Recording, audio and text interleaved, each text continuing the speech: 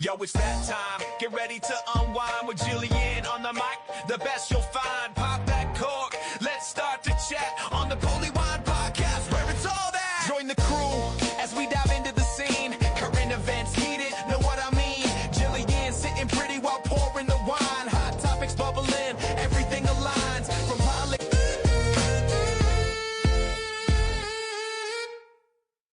Hello, everyone, and thank you for joining us today on Polywine, where we like to take a deep dive into stories pulled from the media and have a fun time while breaking it down. I'm Jillian, and let's get into it. Well, we have been talking about this story for months now. The Epstein files, the Epstein files, the Epstein files. What is going to come out of this whole Epstein file and the release and what are we going to do for the victims? How are they going to get justice? Is anything going to happen? Are there going to be consequences for anyone who might be named as a participant or a perpetrator of crimes that are in these files? Is anything ever going to happen? Well, we talked about it last week on the podcast. In Europe, things are happening. The fallout is happening. We're having people in high power positions resigning. And then this morning, I get up, I turn on the TV as I'm having my first sip of coffee, because yes, I need my first dose of the news in the morning. And on the news, breaking news early this morning in the UK, former Prince Andrew, now known as Andrew Mountbatten Windsor, was arrested. Yes. Now, he was arrested for suspicion of misconduct in a public office. Unfortunately, it's not for the victims, but the suspicion for misconduct in a public office is, and this is, I'm going to just give a layman's term, and this is how I kind of interpret it, is it's that he had given knowledge to Epstein that would benefit him, that would basically line his pockets. I look at that as what we have over called insider trading. That's kind of what I compare it to. I might be off, but that's the only thing I can really kind of compare it to over here. That was what he was arrested for. Now it's suspicion. And of course, he says he's not guilty. But I'm sure he's going to have his day in court. But I can tell you one thing. Prince Charles, obviously, in my opinion, doesn't seem like he has too many hard feelings over this one. He's like, yep, you can have him. Here he is. Here's the address you can find. Now, of course, the royal family said they had no prior knowledge that this arrest was going down. But in the news, they said that everybody in the family was taken off guard, and it looks so bad. And I'm telling you, the ripple effect is getting further and wider. And I keep saying, is this the scandal that's going to take down this administration here in the U.S.? Because it's not going away. And I said last week, everything that's happening over in Europe, and they are taking action in different multiple countries. But Andrew has been named over and over and over and over in the files. And of course, we remember with Virginia Giuffre, who was a victim, and she said who was definitely, in her testimony, she said that she was victimized by Andrew. So she called him out directly. I don't know if anything ever is going to come out for the victims with him, but it's happening with other people, and it doesn't seem like the royal family is, like going to protect him at all. From what I have read, and of course, and this is my knowledge of tabloids and stuff like that over the years, that there's always kind of been some rift between Charles and Andrew. From what I have read, is that true? I have no idea, but that's what I read. So I feel like there's got to be a little bit of an ounce of truth to it, right? Of course, it always hits the Inquirer first, right? Well, back in the day. And it's come out in like documentaries and books about the royal family that the Queen, Elizabeth, was quite charmed by Andrew, that he tended to be like the favorite one. He was charismatic and he was charming, and he had quite the personality, where Charles seemed to be more stiff and more like studious and to his duties and more straight and narrow. So I'm sure that caused a lot of tension growing up and some rivalry for sure. But it seems like they are not going to protect Andrew at all. And I don't know if Andrew was kept in the public area where all the other people in the jail are taken for a while. I don't know if he's in that public space. But if he was, I cannot imagine the looks and how uncomfortable that situation was for him. And you need to have a serious check. This whole situation that was arrested for, if this is true, if it is true, there's an investigation. He hasn't been charged yet, but arrested. But I'm sure he'll have his day in court, and I'm sure it is all going to come out. And this is going to be so scandalous because they are going to read information that has been released from the DOJ. Over there in those files, they were going to have to. They have to. And anything that has been linked over there with their investigation. But they're going to be reading stuff. And how the tabloids in the UK love a scandal. And it's going to get messy. It's going to get tawdry. And it's going to be so embarrassing for that royal families. And like I said, Charles seems to be like, you can have him. You know what? I'm not covering up for this guy anymore. This is what I'm thinking in my head. Charles is probably thinking, this guy's been a pain in the ass my entire life. And if this is true, this whole thing just drips of entitlement, of ego and idiocy, because I don't know how you attach yourself to a parasite like Jeffrey Epstein. And because, you just have to be such a sick individual. I don't even know what to say. It just makes me ill thinking of it, and just to think you can get away with it and just keep doing it and you're just untouchable. So it is really a turn of events, and historic, might I add, a historic event to see him arrested. A member in the royal family, there hasn't been arrested or taken in for a scandal like this in 400 years. So way to go, Andrew. You might take down the whole family with this scandal. The monarchy is a little on rocky ground from what I read. I got to tell you, I don't know a lot about the monarchy. I'm not impressed with it. I don't understand everyone. I grew up here in the States, so I don't get the love of the royal family. The only thing that comes to my mind when I think of those two men, Andrew and Charles and all the siblings, is their two parents. And I'm sorry, I mean no disrespect to the former queen. I know people loved Queen Elizabeth and their Philip, but they were cousins. I just want to remind everybody, they were cousins, okay? Not first cousins.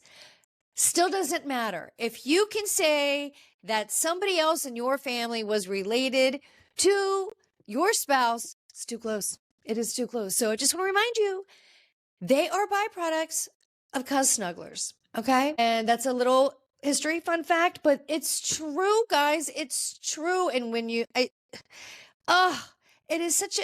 it's such an odd thing to me. I don't understand it, but I just want to see this person who truly, if they did these crimes that these victims say that he was a part of, and then he does these crimes against the people of the UK, of his country that he is supposed to represent, then take him down. And the guy's just disgusting and he's gross. And Charles, who's, like I said, I have read that not everybody's so favorable about the monarchy over there in the UK. So why does it still exist? Yes, I know they bring a lot of money with tourism, and some people love the tradition of the monarchy. That is the symbol of their country. Some may view it that way. Others just like, why? Why? They don't really have any power. So what's the point of them living off our tax dollars? So fair point there too. So, but if you're on that shaky ground anyway, and then you have such a scathing scandal like this, that could not only just with the one with the English, the misconduct with a public office. But if anything comes out for Andrew with the victims in the Epstein files, then burn him. I don't know what to say. If these were the old days, burn him. I don't know. Terrible, terrible. But he should have his day in court. But I'm telling you, the tabloids are going to go like frenzy and over there every day, just feeding in all the stuff that is going to come out. It's going to be nasty. And I don't know how the whole royal family is going to recover from like that, and they're just going to get hammered anywhere they go with questions about Andrew and the arrest and this and that and the trial and you name it, because it's going to be long and definitely scandalous. And I'm going to be watching all of it. I don't know if you're allowed in the courtrooms in the UK. I have no idea, but I'm going to be following this because it's going to be interesting. But kudos to the other countries, because something is coming out of it. It might not be in the direction we want. It might not be for the victims, but yet, I'm hoping that this is just peeling back the layers and it's going to get to the victims. But I don't know. I do think that some of the names that were redacted in the Epstein files, and some members of the House said that they would say some of the names on the floor because they have immunity on the House floor. We shall see if that happens. Names have been released in the files, and some of the oversight committees, the House Oversight Committee, said that they're going to call them in for questioning. So I really hope something happens. But I got to tell you, this is not going away. It's going to get worse. How is this going to reflect on our current administration? Okay. The one in charge and the DOJ that, look, I personally feel like this does seem like an extreme cover up. I agree with so many. Some disagree with me. Okay, that is what it is. But I just don't see how anybody can get past this. In the DOJ, this just looks like a absolute blunder. And I don't know how anybody can look at the DOJ serious. Because this is just a mess. And this is just it's so unfair to so many over here, where it's going to be probably a slower process than it is over in Europe, but the layers are going to slowly start peeling back. And I hope so. Please, let's get justice for the victims. But to find out this morning, Andrew Mountbatten Windsor was arrested, like, oh, okay, it's happening. It is happening. I bet you this guy thought that this would never happen. It was bad enough that he was stripped of all of his titles and his home and this and that. And yes, disgraced and shamed and embarrassed and basically put into the corner where no one could find you. If he was alive back in the day, he would be definitely put in the tower. No question about it. And I bet you that man probably thought that nothing was ever going to come of it. He was just going to ride it out in silence. Oh, no. And how far will this go, and how widespread? And I keep going back to that one time this past summer, I think it was, when you had a few attorneys and they were standing on the stairs of the Hill with the victims, and there were several representatives of Congress there as well. And that's when Marjorie Taylor Greene was out there. And she was standing up for the victims. And I just remember the attorney, and I think it was the one from Florida who worked for the victims. And he was like, follow the money. You've got to follow the money. And I'm telling you, that's the first major layer. You got to follow the money. And with Andrew, this is following the money, right? So phase one in the right direction. I hope so. So, crazy. And the first time in 400 years, since the 1600s, historic, embarrassing. I'm thinking to myself, if there truly was a rift between the brothers Charles and Andrew, he was probably thinking, Mommy, I told you that guy was always a spoiled brat. there you go. And yeah, when Charles released a statement saying nobody is above the law and they have our full cooperation, I'm like, oh, you're not being protected anymore, Andrew. Mama is not there to save your ass anymore. It does seem like he's going down. So, but he'll have his day in court, and we shall see. But messy. And let's go over to another story that's going on for some time now, and that's in Tucson, Arizona, and that's Savannah Guthrie's mother, who's been missing, Nancy Guthrie. Story. It must be absolutely heartbreaking for the family. 19 days in, it doesn't seem like there's a lot of information to go on. The authorities have expanded their search and investigation across the border into Mexico. It seems like they have contacted Mexican authorities asking for some help to see if anything has happened across the border there. But it doesn't seem like they still have many answers or much to go on. From what I have been reading and seeing on the news, it does seem like they have a little bit of a profile, but it doesn't seem like they have much. And they're begging that anybody has any information to please contact the FBI or local authorities in Tucson. But yeah, it's a mystery every hour that goes by, not knowing. Terrible. And especially when someone has such delicate medical issues, every second is crucial. So just a terrible situation.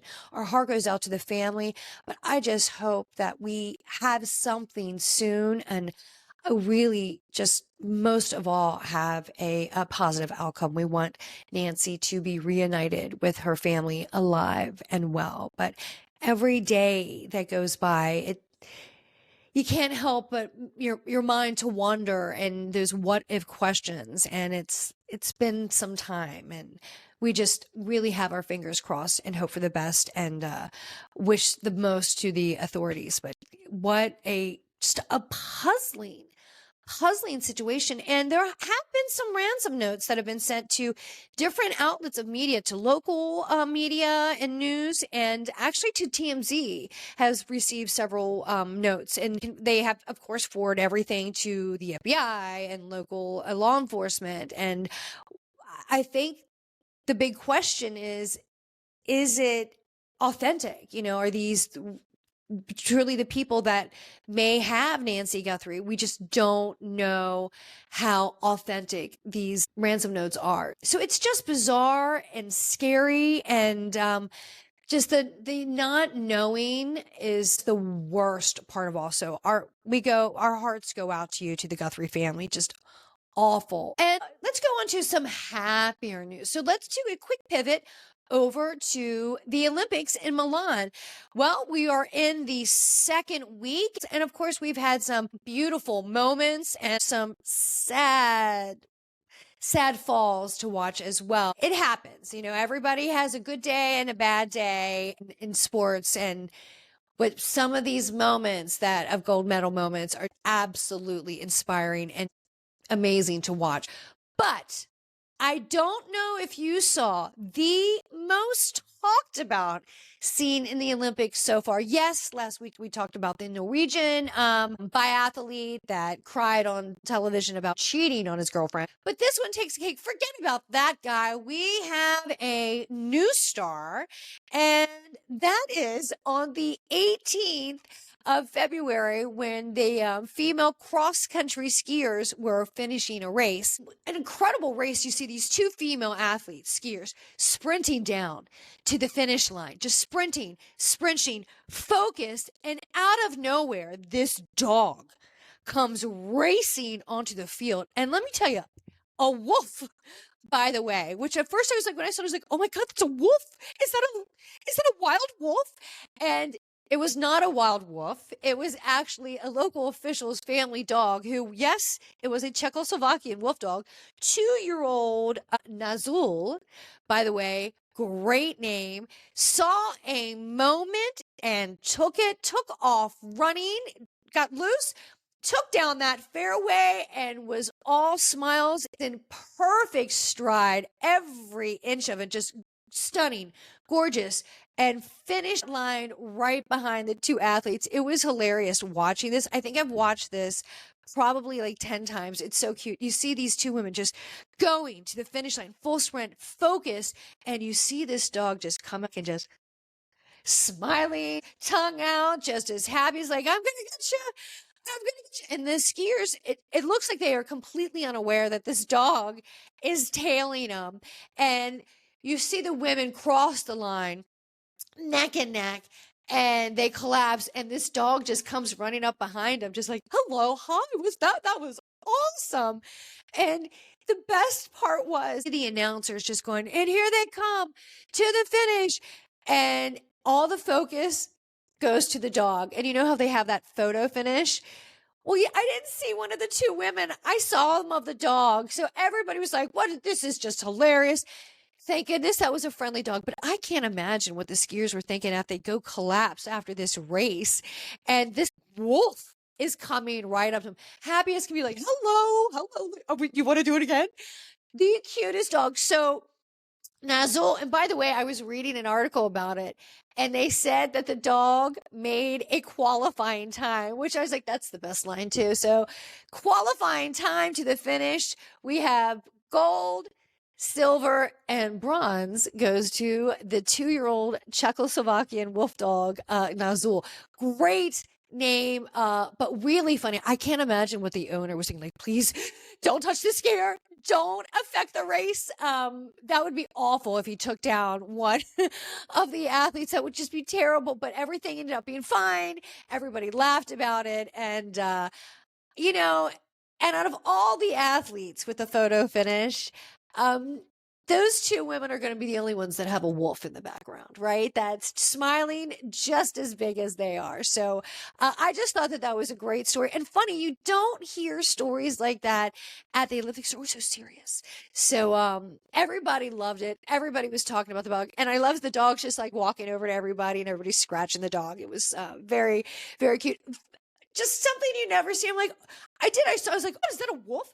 It was a wolf, but domesticated wolf. And Nazul got quite the attention afterwards. So it was great. Now, let's make a quick pivot to entertainment. I wanted to talk a minute about our world of Bravo, right? So did you see the Potomac reunion? Well, we've been waiting for it. We wanted to know if we were going to start getting into the nitty gritty of what's going on with Wendy Asefo and her husband, Eddie. What's going on with the legal case? And they did. They started off with a little bit of a clip. They talked about how they were arrested and the shock and what it was like. So we got a little bit of that.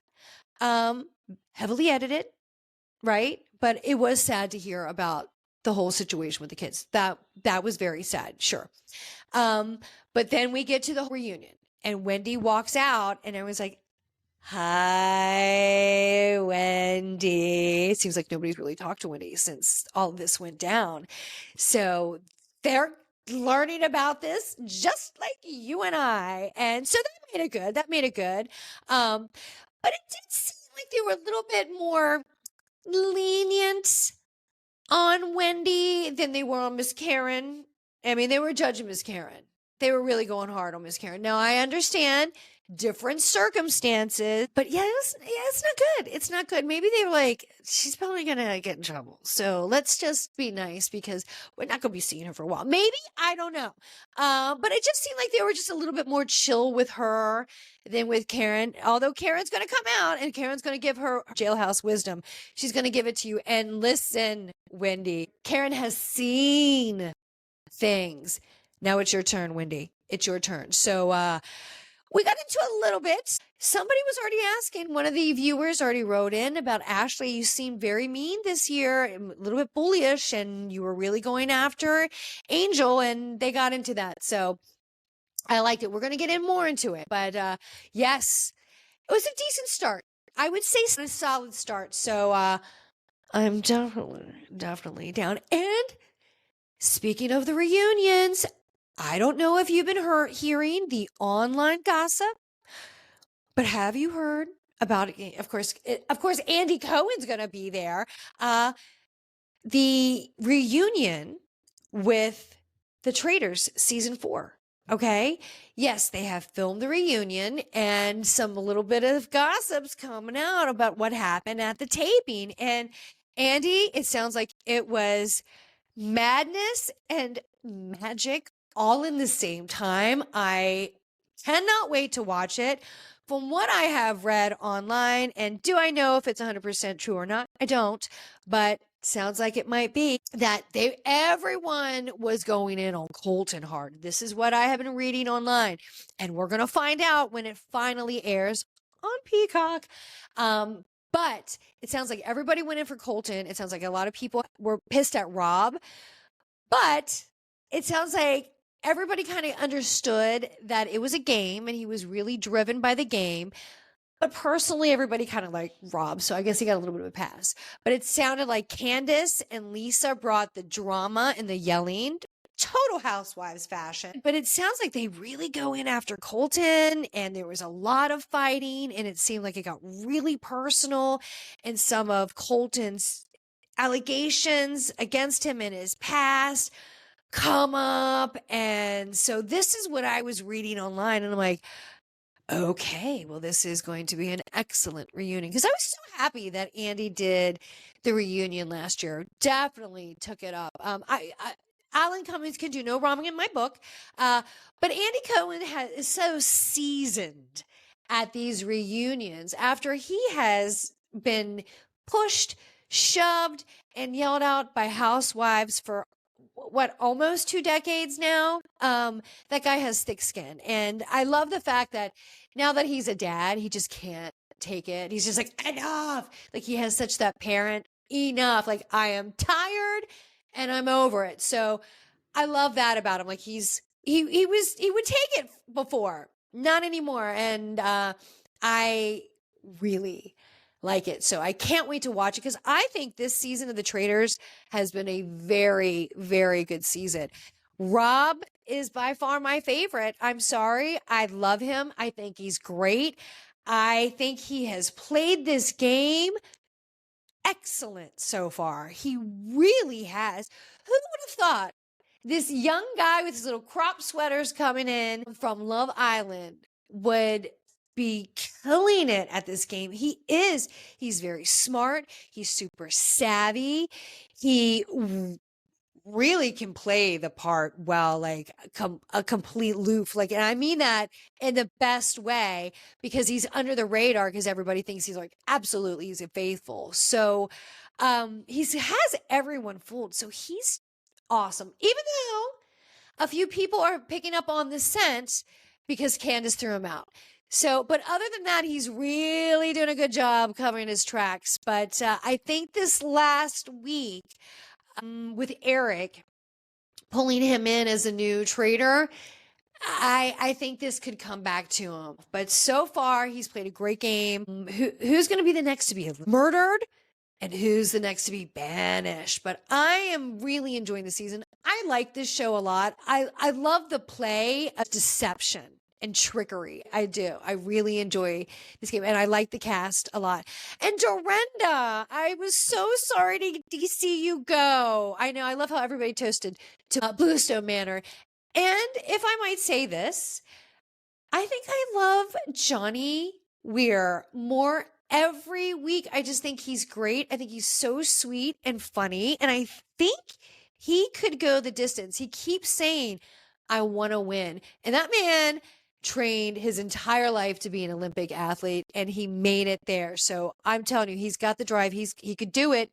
He could do it. And then to see him in the Olympics, and him and Tara and the relationship, they're just great, great, great. So I love the two of them, but every week I think I like Johnny a little bit more. And who doesn't love his fashion? He brings it so good. I'm excited about the reunion, though. I'm telling you. And Jam Jam, Jam Jam is going to be pissed. And the way he was screaming out, it was Lisa. That was one of the best, most epic moments ever on Traitors. It really was. It really was. Beverly Hills, a little bit of a slow season so far, but you are really picking up the pace, and it is so good.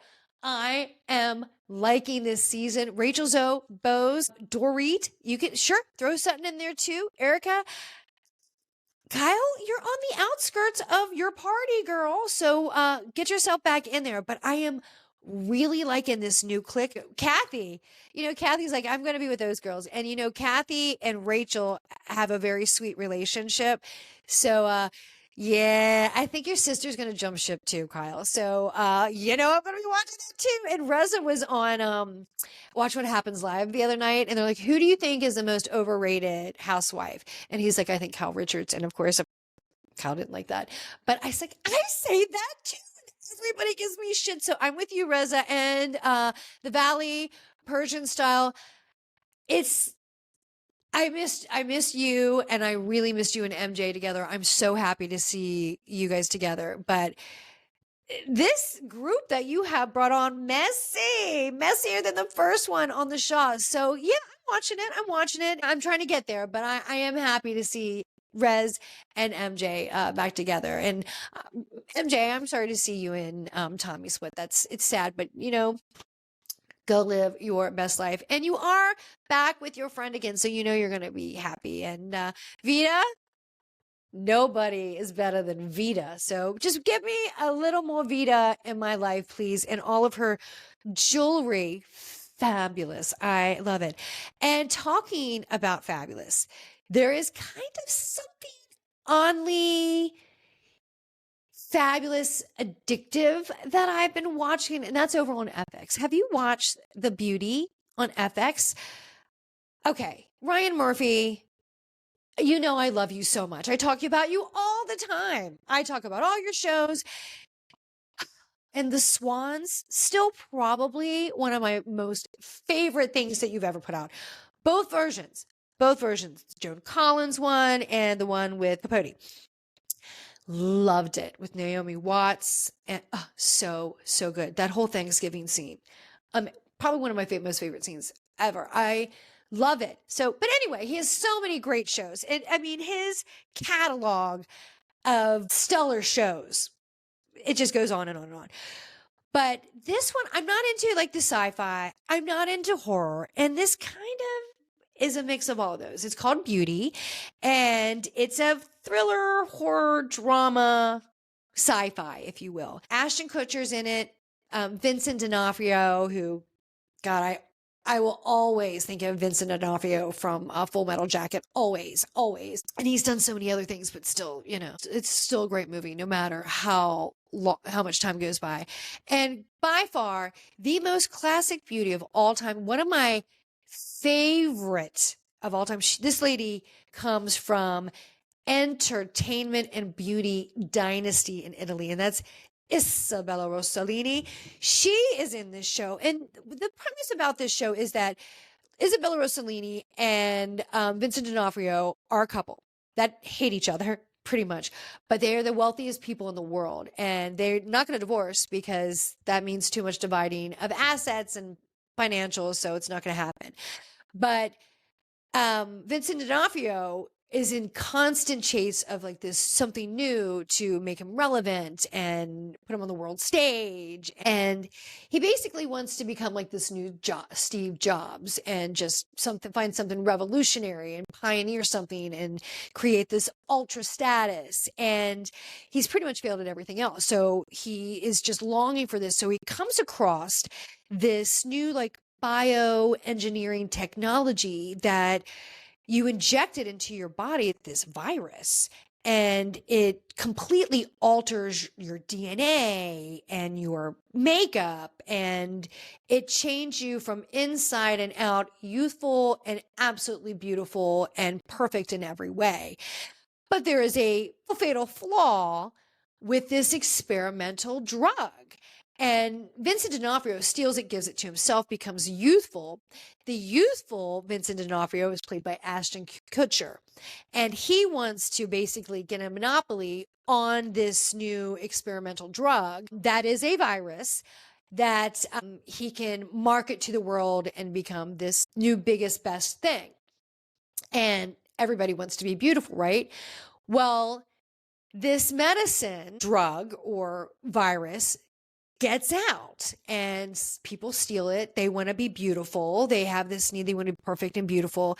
And they start stealing this medicine and, or virus. And the people who are injected with this medicine can transmit this virus to others. It's like a STD. It's a sexually transmitted disease or infection. So they can transmit it this way.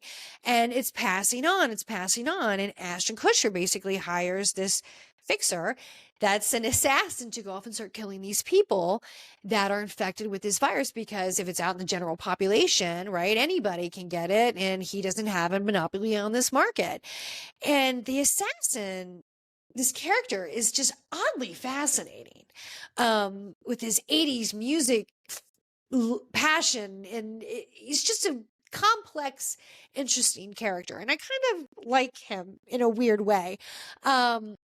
But I'm so not usually kind of interested in these style of shows. I keep checking in every week. So I guess you have me on the hook. Ryan Murphy, you got me again.